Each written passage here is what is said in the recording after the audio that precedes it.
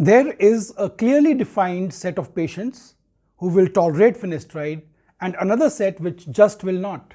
And these two categories have to be identified because finasteride still is the only wonder drug for hair loss. Whether you like it or not, if you do not take finasteride, oral finasteride, if you have progressive hair loss, you just cannot rein in androgenetic alopecia.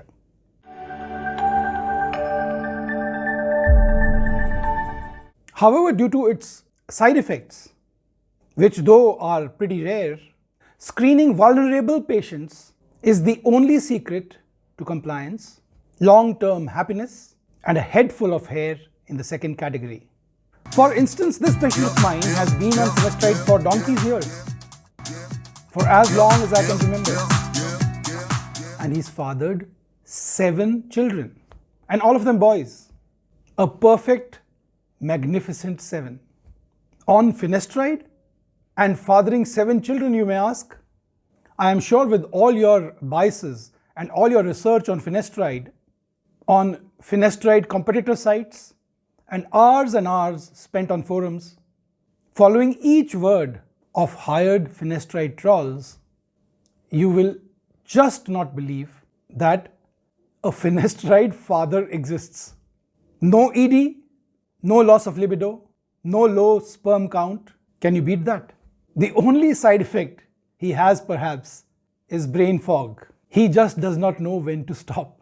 So the onus is upon you today to prove that finasteride has such side effects in all patients. It just does not.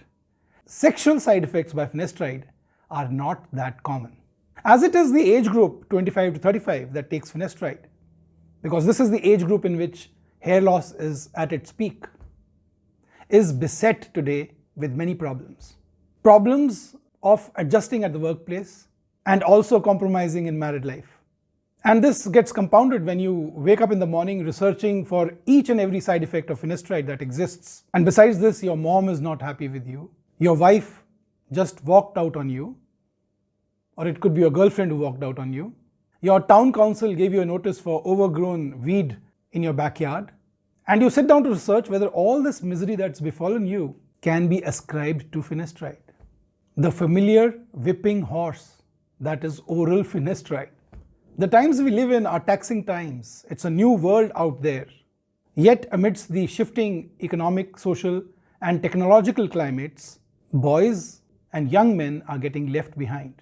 There are a record number of young men who are burning out, flaming out, burning out academically, wiping out socially with the other gender, and later failing in relationships. The major symptoms that we see today are disenchantment with education, lack of motivation to work towards real-life goals, opting out of the workforce, self-imposed social isolation, excessive video game, excessive on-screen time, and porn use.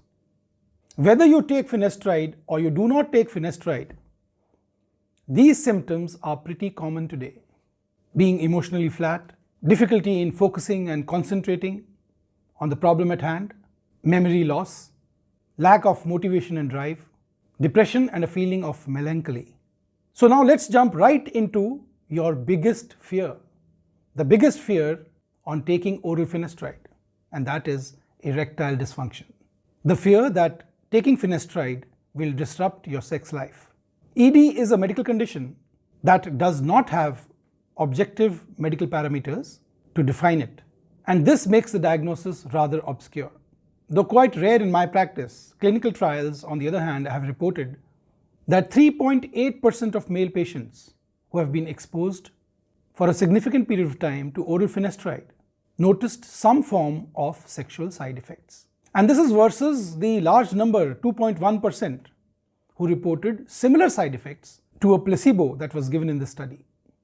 And this included less desire for sex, difficulty in achieving an erection, or a decrease in the volume of semen.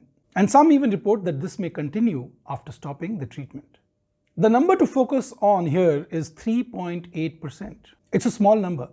Now, that is not to diminish your concern or to say that 3.8% of people experiencing these symptoms do not matter, but rather to point out that this isn't a guaranteed side effect.